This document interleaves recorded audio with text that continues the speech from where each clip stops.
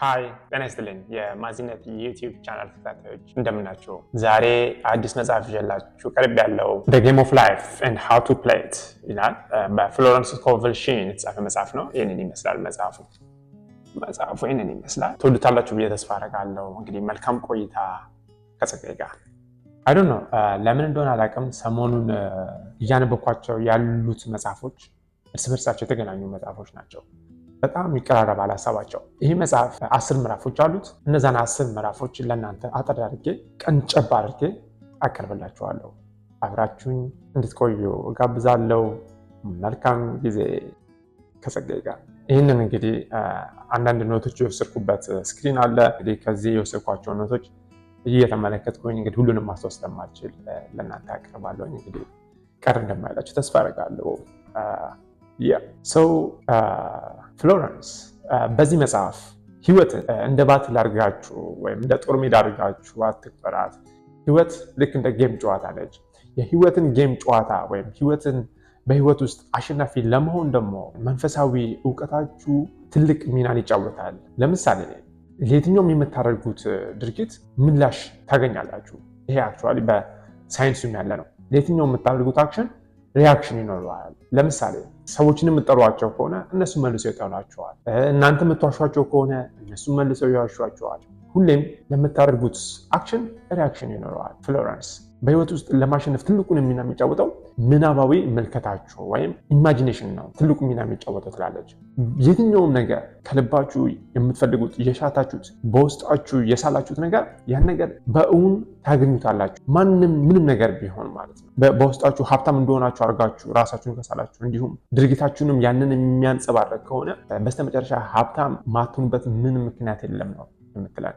ጤናም ከጤናም ጋር በተያያዘ ማህበራዊ ኑሮም ጋር በተያያዘ በማንኛውም ሁኔታዎች የእናንተ ኢማጂኔሽን ወይም ምናባዊ ሀሳብ ትልቁን ሚና ይጫወታል። ይሄ ኢማጂኔሽን የምንለው ወይም ምናባዊ ሀሳባችን እንዴት ነው የሚሰራው? አእምሯችን በ3 መደቦች ይከፈላል ትላል። አንደኛው ኮንሽስ ብላ የምጠራው ነው። ሁለተኛው ሰብኮንሽስ፣ የሶስተኛው ደግሞ ሱፐር ኮንሽስ ብላ ተከፋፍላቸዋለች። ኮንሽስ የምንለው በምክንያታዊ የምናደርጋቸው ነገሮች ያለበት ክፍል ነው። ምክንያታዊነትን መሰረት የሚያደርገውን ክፍል ኮንሽስ እንለዋለን።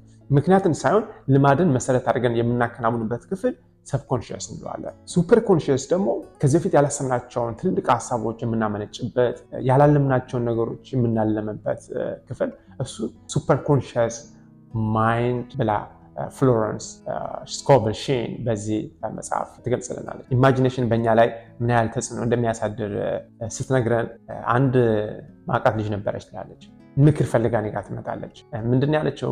እኔ ጋ ስመጣ ከዚህ በፊት እጅግ በጣም ሀብታምና የተንደላቀቀ ኑሮ ነበረ የምኖረው እና የሆነ ሰዓት ላይ እኔ እኮ መኪና ውስጥ ራሱ ብንወድ ያን ያህል ግድ አይሰጠኝም ብላ እንደ ቀልድ ለራሷ ትናገር ነበር። በየጊዜው እየተደጋገመች መኪና ውስጥ ብኖር ችግር የለብኝም ደግማ የመናገር ልማድን አዳብራ ነበር እና ከተወሰነ ጊዜ በኋላ የነበራትን ሀብታታ ቤቷናታ መኪና ውስጥ መኖር ጀመረች። እና ለዚህ አንዱ ምክንያት ብላ የምገልጸው ፍሎረንስ በቃላችን ሰብኮንሽስ ማይንዳችንን አስደምመነዋል ትላለች። እና በአካል ለእኛ ለማቅረብ የማያደርገው ጥረት የለም። አስቡት፣ ሰብኮንሽስ ማይንድ በምክንያት አይደለም የሚያምነው፣ የኛ ቀል የኛ ጨዋታ አይገባውም ትላለች። ሁሌም ቢሆን ለራሳችሁ የምትነግሩት ነገር፣ ወደ ውስጣችሁ የምታስገቡትን ነገር፣ የምትጠቀሙትን ቃላት መጠንቀቅ አለባችሁ ትላለች። ሁለተኛው ምዕራፍ ባለጸጋ እንዴት መሆን እንችላለን?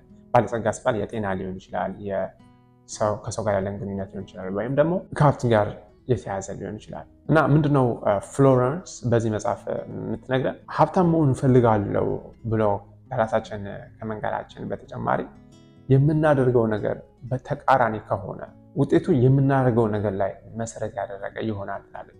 እሷ አንድ ምሳሌ ትሰጠናለች። ከዚህ በፊት አንድ ሰው ነበረ፣ ዕዳ የነበረበት ሰው ማለት ነው። ከዕዳ ነፃ እወጣለሁ እያለ ለራሱ ይነግረው ነበረ።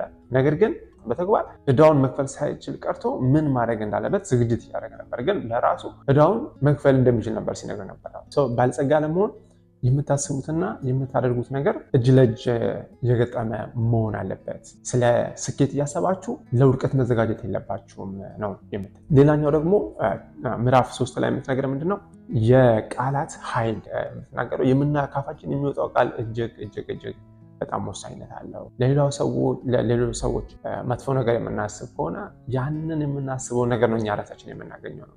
ለሌሎች ሰዎች በጎ ነገር ተመኙላቸው፣ መልካም ነገር ተመኙላቸው፣ ጥሩ ነገር እንዲያጋጥማቸው ተመኙላቸው።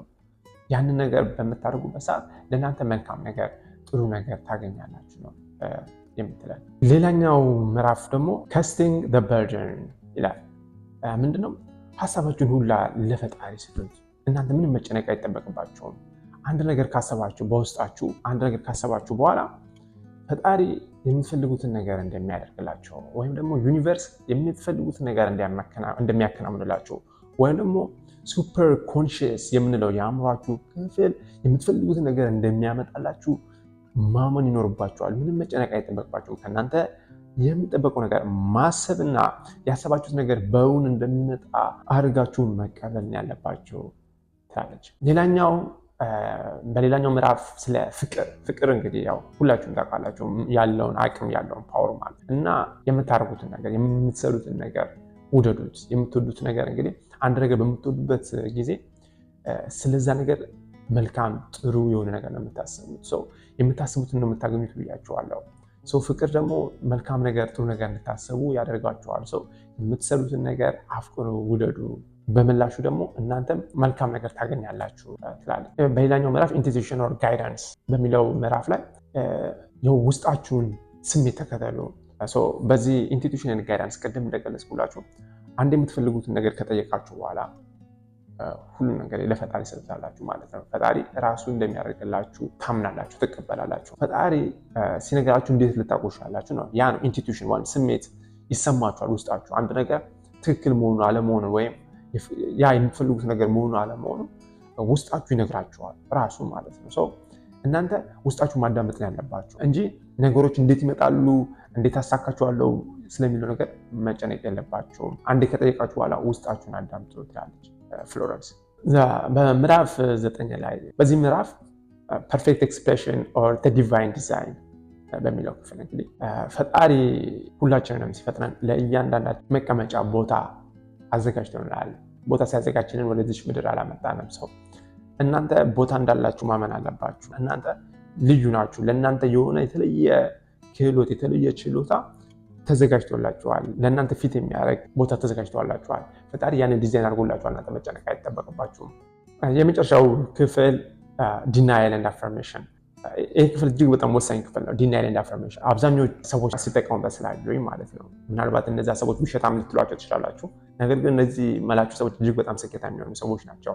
ምንድነው ዲናያል ማለት? መካድ፣ የለም ብሎ መካድ። ለምሳሌ ህመምና ስቃዮች አያጋጥሙኝም፣ እኔ ችግር አያጋጥመኝም፣ ሀብታም ነው የምሆነው፣ ደስተኛ ነው የምሆነው፣ የምፈልገው ነገር ሁሉ ይሳካል ብሎ ማመን ማለት ነው። ምናልባት ይህንን ስላችሁ ብዙ ጊዜ አይቻለሁኝ። እኔ ራሱ ያስተዋልኳቸው ትልቅ የሚባሉ ሰዎች አሉ ይህንን መንገድ የሚከተሉ ማለት ነው። ከዚ ውስጥ እንግዲህ አንዱ ለምሳሌ ዶናልድ ትራምፕን መጥቀስ ይችላለን። እሱ አልጠቀሰችውም። እየዋሻ አይደለም አብዛኛው ጊዜ ወይም ሳይቀርቱ አይደለም። ነገር ግን ያ መንገድ ነው ሀብታም እንዲሆን ያደረገው። ሁሉ ነገር መልካም ነው፣ ነገ ከነገ ወዲያ ችግሮቻችን ሁሉ እንቀርፋቸዋለን፣ ሁሉ ነገር ሰላም ይሆናል። እነዚህ የሚናገራቸው ነገሮች አሁን እሱ ሀብታም እንዲሆን የረዳው አንዱ መንገድ፣ ሁለተኛው ነገር ደግሞ ስኬታማ እንዲሆን ፕሬዚዳንት ራሱ እንዲሆን የረዳው አንዱ የሄደበት ያሳሰብ መንገድ ነው እንግዲህ እኔ እንደተረዳሁት ማለት ነው።